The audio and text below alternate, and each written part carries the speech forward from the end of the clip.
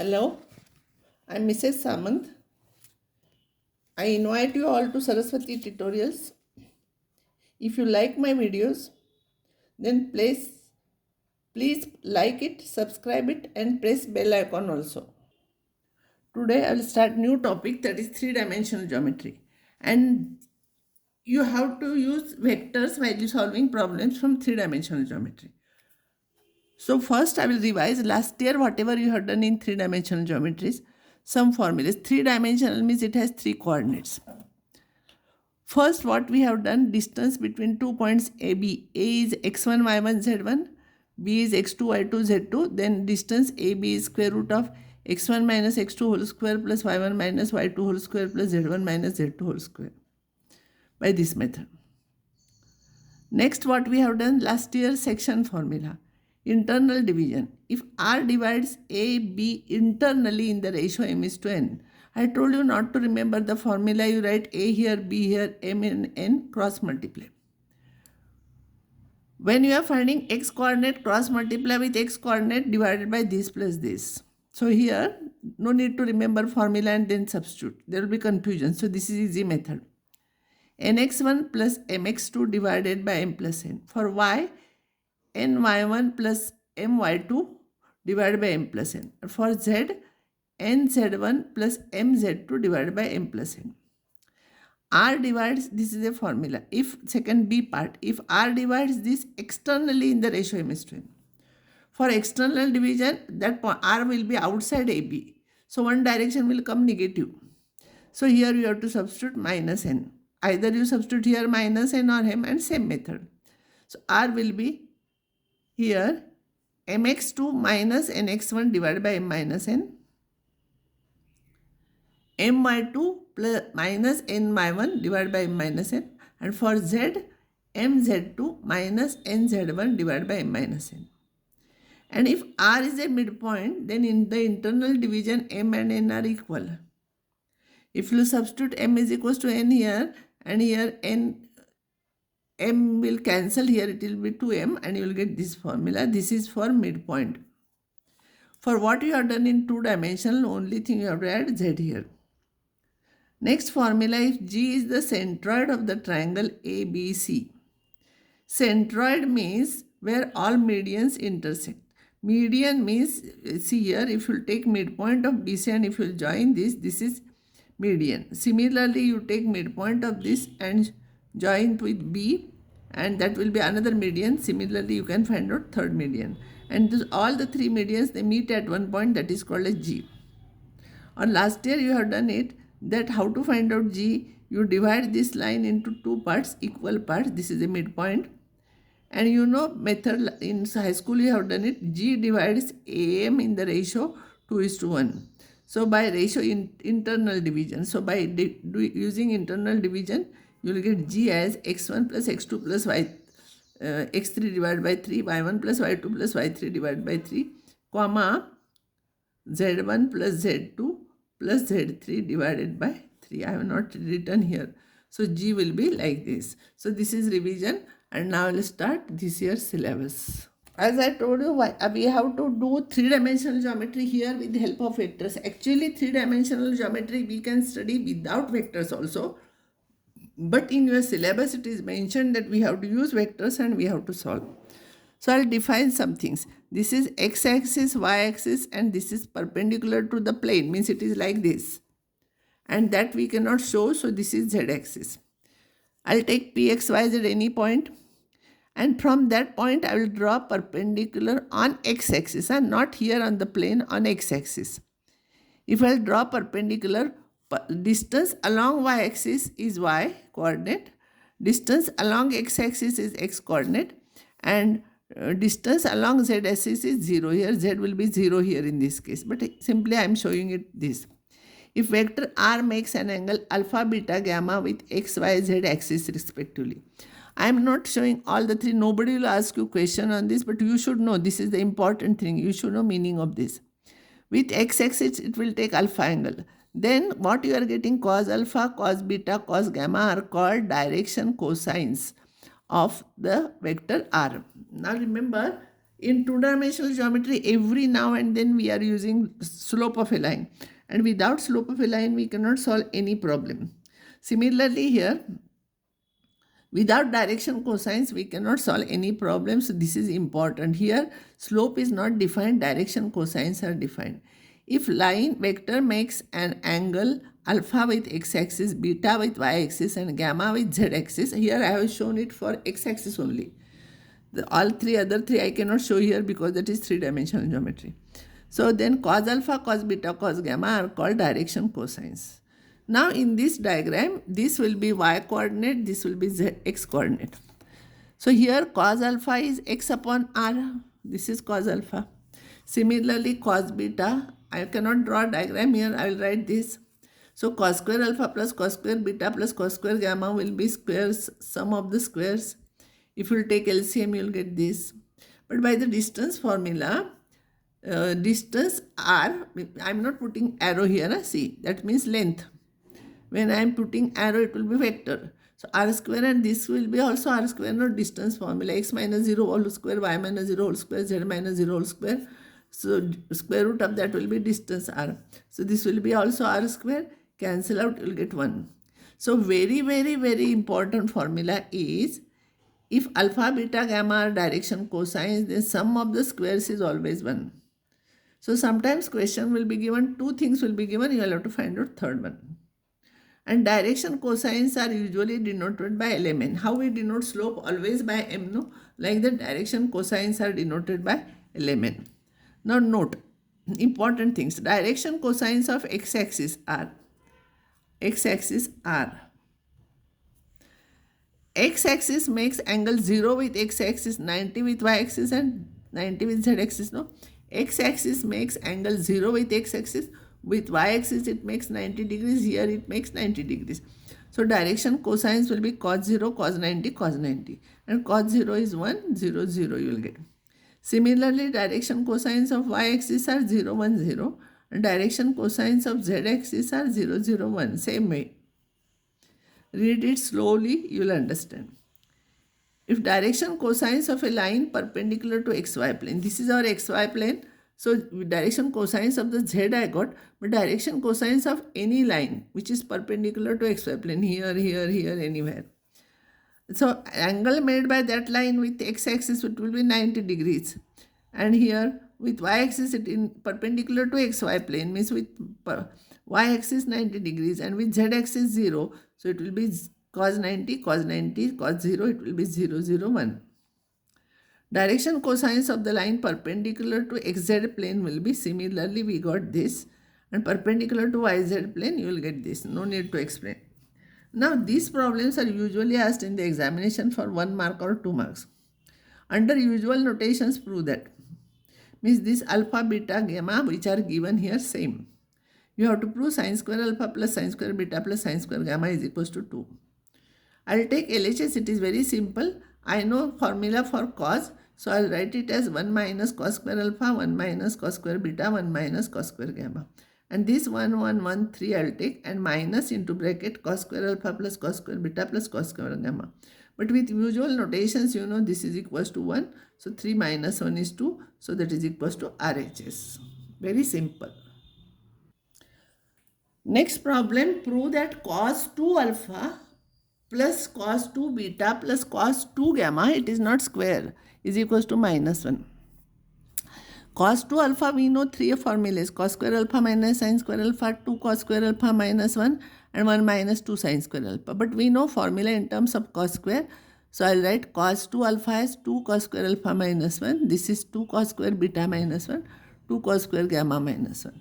I will take 2 common, and I will take cos square alpha, cos square beta, cos square gamma, plus sign is here, and minus 1, 1, 1, 3. And this is 1.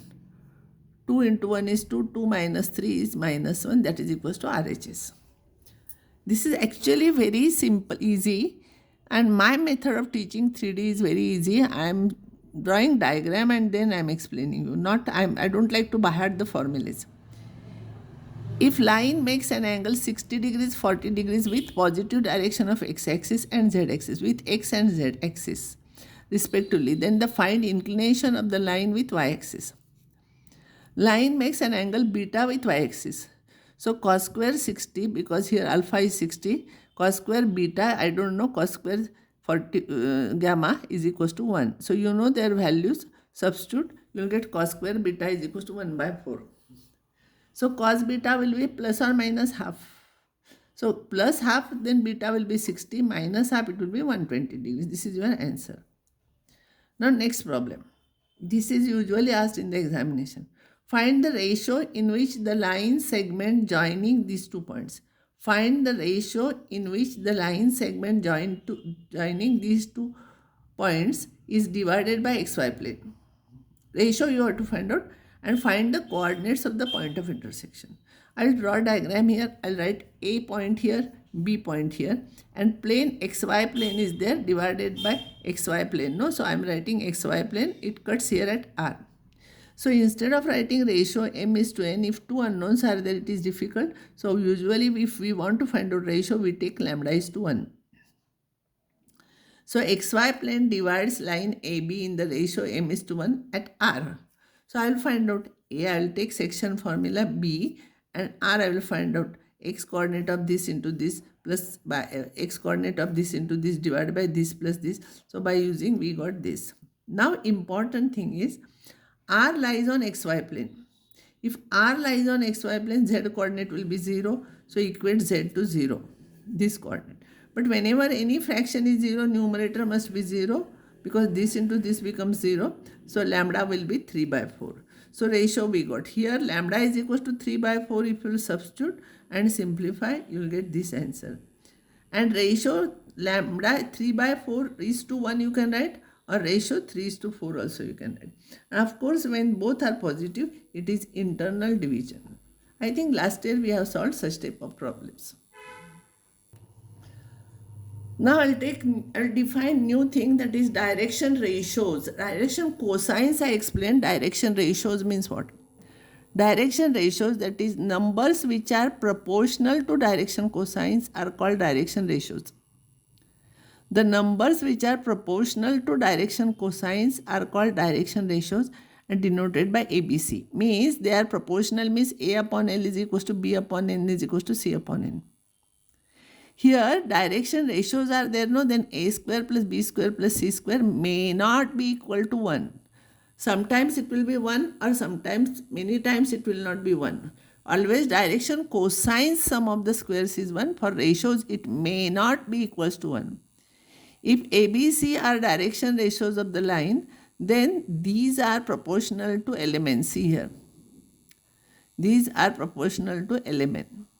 So, and if you take sum of these squares, this square plus this square plus this square will get 1. So, these are direction cosines. So, what I told you method, if you know direction ratios, you can find out direction cosines by this method. So, many times by using direction ratios, we have to find out direction cosines. I'll take one simple example. 1, 2, 3 are direction ratios of the line, then find direction cosines. So 1, 2, 3 you know, so by using this formula I got these 3. Simplify, you will get these 3 direction cosines. Sum of their squares you will get 1. To find direction ratios of the line joining 2 points. This is also very important. Once you know direction ratios, you can find out direction cosines. So if 2 points are given in 3D, how to find out direction ratios? How we are finding slope of a line joining 2 points? Like this we are finding direction ratios, and with the help of this, by using this, we can find out direction cosines. Now I'll draw a diagram here. A is this, B is this. It meets x-axis at alpha. I'll draw perpendiculars here. This, if this is alpha, this will be alpha. So here, if a line makes an angle alpha with x-axis in positive direction, then angle BAC is equals to alpha. Angle BAC also, this is alpha, so this will be alpha. So cos alpha is equals to AC upon AB. When I am finding cos or anything trigonometrical ratio, it is a purely constant term. So don't put arrow here. These are the lengths here. Don't write vector AC divided by vector AB. We cannot divide any vector by any other vector. Constant terms we can divide. But AC is what? AC, this AC is same thing as this. And this is what? If this is origin, it will be OQ minus OP. OQ is x coordinate and OP is x coordinate of this point. So it will be x2 minus x1, and AB we will suppose it as R. So cos alpha is equals to x2 minus x1 upon R. So cos beta, similarly cos gamma, you will get this. Instead of x, you will get y here, z here. Now, if you will divide this by cos alpha, you will get R. So by using these three equations, you will get x2 minus x1 upon cos alpha is equals to y2 minus y1 upon cos beta is equals to z2 minus z1 upon cos gamma is equals to R. See, cos alpha, cos beta, cos gamma are direction cosines, and any number proportional to it will be direction ratio. So these will be the direction ratios. So if 2 points are given, direction ratios are x2 minus x1, comma, y2 minus y1, comma, z2 minus z1. Remember, when I am finding direction cosines or direction ratios, I am not putting here bracket. Bracket is for the coordinates of the points. If you will put bracket here, you will get confused. So for direction cosines, direction ratios, see, we are writing simply like this. We are not putting bracket here. Once bracket comes, it is three-dimensional. That is, these are the coordinates. So if you know 2 points, you can find out direction ratios. And once you know direction ratios, if the question is asked find direction cosines, you can find out by using this. Now here find direction ratios of the line joining these 2 points. I'll find out for direction ratios of line x2 minus x1, y2 minus y1, z2 minus z1. So if you will simplify here, don't put bracket, 12, 8, 4. But direction ratios are proportional. So proportional to this will be direction ratios, because with this it will be difficult to find out direction cosines, because denominator will be square of this plus square of this plus square of this. These are the big numbers. So whatever common is there will remove. I want to find out proportional. I will divide by 3. Divide by 4. 4 is common here, no? So it will be 3, 2 minus 1 are direction ratios. And direction cosines will be this divided by root of square of this plus square of this plus square of this. But square of this plus square of this plus square of this is 14. So these are the direction cosines. This is very important thing. We are using it very often. When 2 points are given, how to find out direction cosines. Sometimes there will be 1 mark question on this. Note, another result I will prove if this is a vector, and you know vector can be represented as xi plus yj plus zk, where I, j, k are unit vectors along x-axis, y-axis and z-axis. Here vector AB is vector R makes an angle alpha with x-axis in positive direction, and R is this. See, if you will see this, x upon R you will get cos alpha. I am not putting bracket here because this is a constant term. We cannot write vector divided by vector. So x upon cos alpha is R. Y upon cos beta, z upon cos gamma, similarly R. But cos alpha, cos beta, cos gamma are direction cosines. So proportional to this will be direction ratios. So what I want to show here is if this is a vector given in this form, then the coefficients are direction ratios. That's what I want to explain. So x, y, z are direction ratios of this vector. So any vectors here find direction cosines of the vector.